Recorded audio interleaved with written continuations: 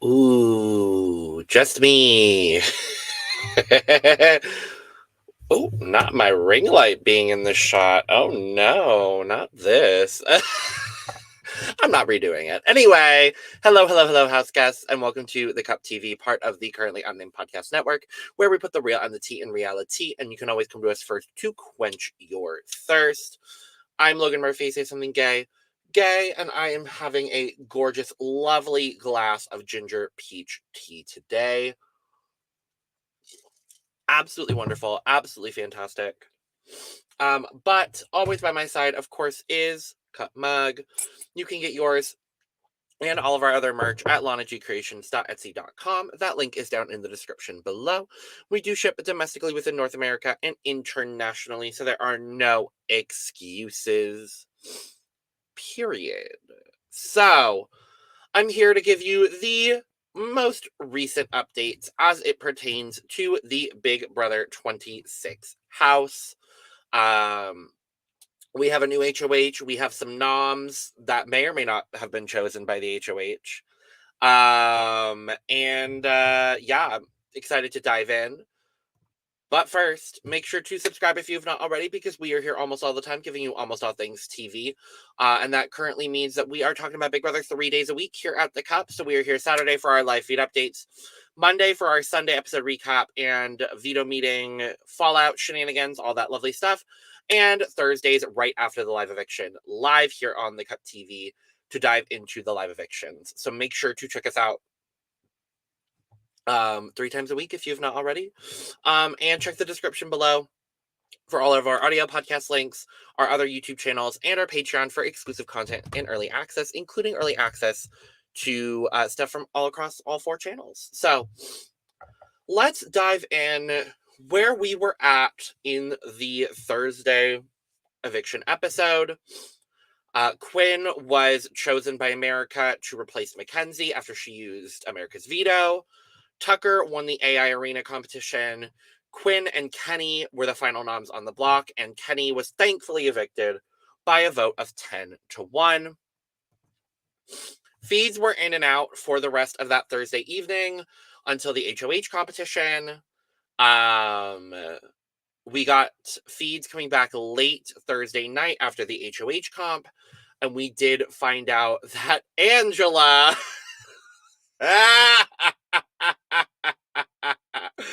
Angela is the new HOH. She is the first person to win HOH twice this season. I don't think we know what the comp is. Lana and I were speculating that it would be some sort of crapshoot. So, there's a very good shot that it was a crapshoot comp. It would not surprise me.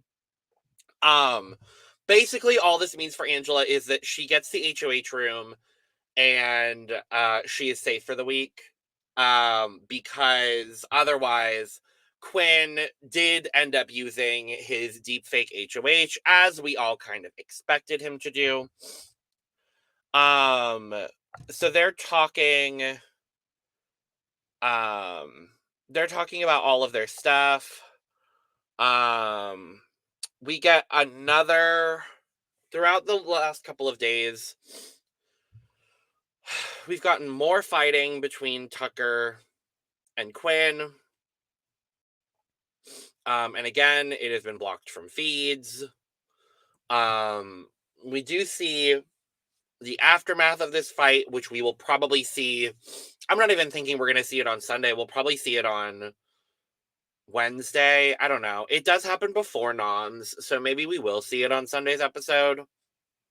But in the aftermath, Tucker doesn't believe anything that Quinn is saying and calls him a lying sack of shit, which I think is very, very fun. Quinn, basically from the start of the week, knew that he was going to use his deepfake power. He was planning to put up, now that Kenny is gone, he was planning to put up Tucker, Angela, and MJ. However, because Angela is HOH. She obviously cannot be nominated. So in talking with the Pentagon, Cedric decides that he's going to offer himself up as a pawn for this nominations. Basically so he can either go in and win the veto or beat Tucker in the AI arena, which we saw in the aftermath of the veto ceremony on Thursday's eviction episode. We saw, or in the Wednesday and the Thursday episode, we saw Tucker kind of antagonizing Cedric a little bit, being like, oh, I'll beat you in an AI arena, blah, blah, blah. So at the very least, Tucker is going to get his wish of going against Cedric in the veto. We'll talk about it. After this fight that they had, Quinn is angry. Quinn starts crying. Basically what we know from the fight was that Quinn explained what his power does.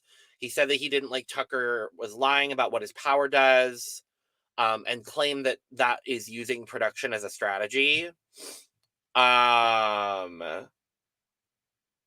So that's basically where that is at. We see a little bit of T-Core and Chemo are really kind of in the middle of the house right now, which I think is a great spot for them to be in. They are a little bit worried about working with Tucker. They're a little bit worried about working with Rubina now because, of course, Tucker and Rubina are very, very close. I need Rubina to distance herself from this man. I need someone to snap her back into game mode. And I need her to... I need her to get away from this man. I need her to get away from this man. Most of Friday was kind of the fight between Tucker and Quinn, and then the fallout of that fight. Angela is a little bothered. She has no power this week. Girl, why? Like, for what reason?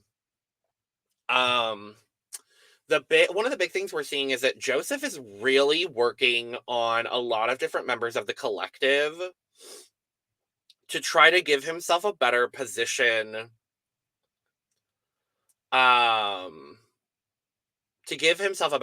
Within the collective, kind of like not necessarily throwing Quinn under the bus, but definitely like positioning himself above Quinn, kind of in the pecking order of the alliance.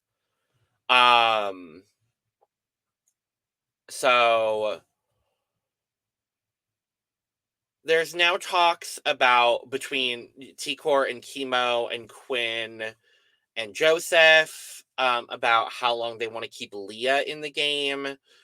T-Core has really done a good job about clocking Leah's game and fully recognizing that Leah is using flirting as a strategy, and it is it is a pretty effective strategy for them right now. Speaking of clocking, I actually do want to go back to Thursday night because we have a couple of moments between Angela and Brooklyn. And now that I remember, it was not a crapshoot. It was a elimination style HOH where apparently Angela put Brooklyn up several times. And basically, Angela clocked Brooklyn's game to her face, which I think is very entertaining. Because I said this from the start. I think Angela is a very, very good player of this game. I just think she doesn't know how to control her emotions. And so because of that, like it's weird. But yeah, no, I think if she can kind of slide through the next couple of weeks with bigger targets being taken out, at this point, honestly, I could see Angela making jury. And I'm not the most upset about that. I gotta be honest with you. I'm honestly not super mad about it. We get noms, and there's a little bit of like conversation before and after noms. Obviously, Quinn deepfakes the HOH, so it's not Angela does not put anybody up on the block. And instead, our initial nominees this week are MJ, Cedric, and Tucker. MJ is really terrified that if she's not against Tucker on the block come the end of the week, she might go home. And she's 100% correct. I think Tucker is Quinn's target, obviously. But I don't think he wants Cedric to go, nor do I think, honestly, the votes are there for Cedric to go home over MJ or Tucker. Now, the plan as of this moment is that if the veto is used, regardless of who it's used on, Quinn has said that Rubina will likely be the replacement nominee, kind of as a filler, but like if, for example, if Tucker wins the veto, takes himself down, which I hope he would actually do this time, and it was MJ, Cedric, and Rubina, the target would probably shift to MJ unless MJ wins the AI arena, and then Rubina would probably just be collateral damage, which is not fun. I love Rubina, so I hope that's not the case. But yeah, basically it's Tucker's gonna go. If he doesn't win veto or the AI arena. There's also some like childish pranking happening right now. Someone tainted the Dr. Pepper. I think we later find out it was Tucker. Tucker and Cam are putting like ranch in the milk and some things like that. Like, I don't know why Cam is going so far in with Tucker. Like, I don't understand. If this is his way of like deflecting himself and like removing himself from the Pentagon and the collective, then like whatever. But like, I just don't think it's like the smartest move.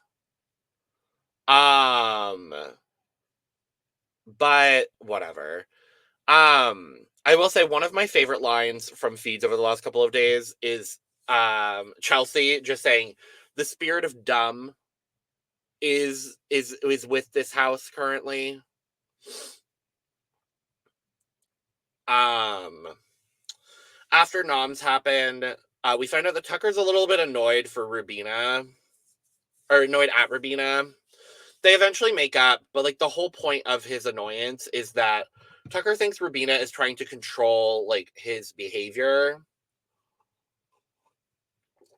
And I mean, he could go for some controlling of his behavior because he's acting a little all over the place. They end up making up later. It is what it is.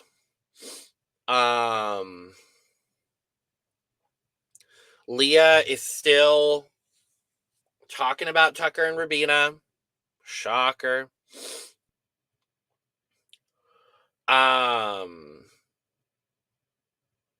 Yeah, not a whole lot really has been happening. Tucker did say if there's any like prizes in the veto comp, he's going to go for that because he has a better shot in the AI arena, which I mean, technically he does. Chelsea talking about the spirit of dumb is in this house. Mackenzie apparently was already asking her for her vote. Chelsea's calling this season a rom-com, which I think is very fun. We got a lot of Chelsea Cam talks, which I really appreciate.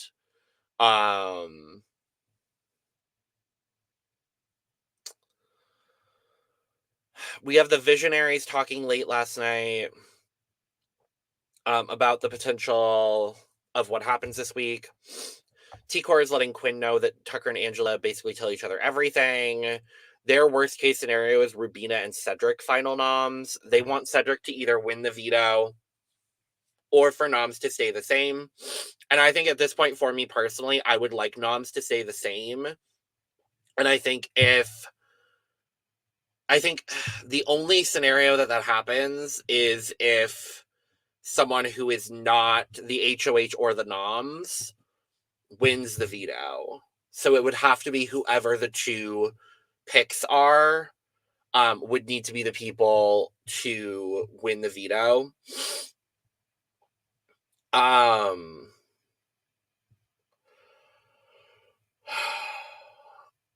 T-Core's got a little bit of hesitancy with the overall collective alliance, and she does let Quinn know that. There's just some people in it that she's not, 100% trusting. Even though Quinn is saying that Rubina would be the renom this week, he still wants to work with her if Tucker is out of the house, which makes complete sense. They all like Rubina. They just find it really weird that Rubina is kind of hitching herself to the Tucker train at this moment.